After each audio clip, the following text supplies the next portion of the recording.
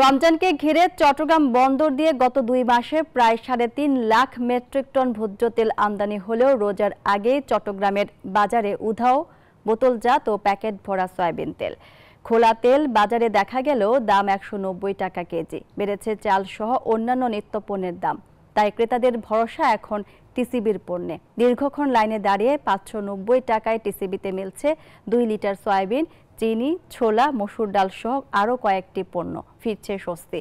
আবু জাবেদের ছবিতে চট্টগ্রাম থেকে নয়ন বড়ুয়া জয়ের রিপোর্টে বিস্তারিত। রোজার আগ মুহূর্তে যেন চট্টগ্রামের বাজারে উদাও বোতল ও প্যাকেট ভরা সয়াবিন তেল।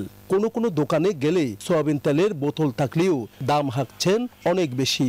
200 টাকায়ও মিলছে না 1 লিটার সয়াবিন তেল। তবে খোলা তেল পর্যাপ্ত সরবরাহ থাকলেও বাজারে বিক্রি হচ্ছে 190 টাকা কেজিতে। সবসময় বোতলজাত তেল নেই, দোকান থেকেই নেই, কিন্তু ঘুরে গেলাম সকালবেলা বললো যে নেই।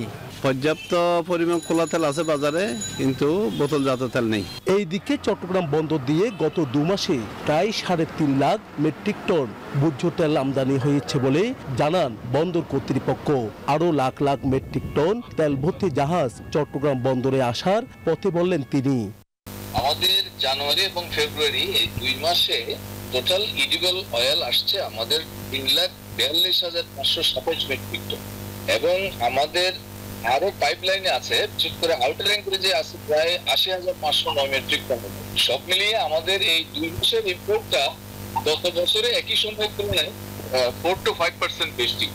এই ছাড়া রমজানের নিত্য প্রয়োজনীয় অন্যান্য পণ্য পর্যাপ্ত পরিমাণে আমদানি হলেও বাজারে উল্টো চিত্রে দিশেহারা ক্রেতারা। তাই টিসিবির গাড়িতেই দৌড়ঝাঁপ নিম্ন ও মধ্য আয়ের মানুষের। রোদের তীব্রতার মধ্যেও ঘন্টার পর ঘন্টা অপেক্ষা টিসিবির কম দামের পণ্যের জন্য। তবে 590 টাকায় মিলছে 2 লিটার সয়াবিন, 1 কেজি চিনি, 2 কেজি মসুর ডাল সহ অন্যান্য পণ্য। দেশে যে অভাব, তেল তো পাওয়াই যাচ্ছে না। 200 টাকা দিয়ে তো তেল কিনে আমাদের গরিবের পক্ষে খাওয়া সম্ভব না।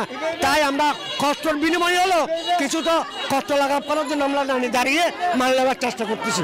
মার্কেটের রেট ঠিক নাই বলে আমরা টিসিবির মধ্যে অতি কষ্ট করে লাইন ধরে মাল নিচ্ছি।